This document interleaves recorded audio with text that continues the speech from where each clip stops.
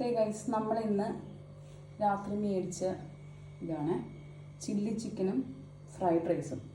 ഇത് നമ്മൾ വരുന്നത് നമ്മുടെ ഫോർട്ട് കൊച്ചിയിലെ ഫേമസ് ആയിട്ടുള്ള ഒരുപാട് വ്ളോഗേഴ്സൊക്കെ വീഡിയോ ചെയ്തിരിക്കുന്ന ടിബറ്റ് കിച്ചൺ ആണ്.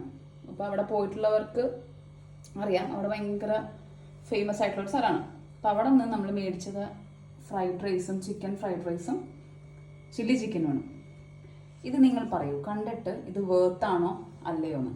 ഇതിൻ്റെ റേറ്റ് വന്നിരിക്കുന്നത് നമ്മുടെ ഫ്രൈഡ് റൈസിന് 170, ചില്ലി ചിക്കന് 190 കാര്യം ഈ ചില്ലി ചിക്കൻ കണ്ടാൽ തന്നെ അറിയാം, ഇതിൽ കുഞ്ഞ് പീസുകളാണ്. അതുപോലെ അതായത് ഇത്ര ഉള്ളൂ, 190 രൂപയുടെ സാധനമാണ്. കണ്ടോ, ഇതിലും നന്നായിട്ട് നമുക്ക് മറ്റുള്ള കടയിൽ നിന്നും കിട്ടും. ഇതിപ്പോൾ ഞാൻ എണ്ണി നോക്കിയപ്പോൾ ഒരു 10 പീസ് ഉണ്ട്. പക്ഷെ അത് 10 പീസ് എന്ന് പറയാൻ പറ്റത്തില്ല.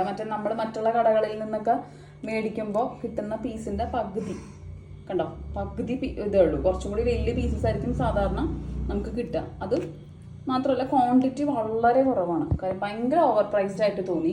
അതുപോലെ ഫ്രൈഡ് റൈസ് നോക്കൂ, ഈ ഒരു പാത്രത്തിൽ, അതായത് അവിടെ ചോദിക്കുമ്പോൾ അവർ പറയുന്നത് ഇത് ഫുള്ളാണെന്നാണ്. അതായത് അവിടെ ഹാഫ് ക്വാണ്ടിറ്റി ഒന്നും അവിടെ അവൈലബിൾ അല്ല, ഇത് ഫുള്ളാണെന്നാണ് പറയുന്നത്. ഇത് നമുക്ക് ഇപ്പം സാധാരണ മറ്റേ മെയിൻ കുറേ സ്ഥലത്തു നിന്നൊക്കെ മേടിക്കുമ്പോഴത്തേക്കും, അതായത് ഞാൻ കടയുടെ പേരൊന്നും പറയുന്നില്ല, നമുക്ക് ഇതിലും നല്ല ക്വാണ്ടിറ്റിയിൽ കിട്ടാറുണ്ട്. പക്ഷെ ഇത് ഭയങ്കര ഓവർ പ്രൈസ്ഡ് ആയിട്ട് തോന്നി.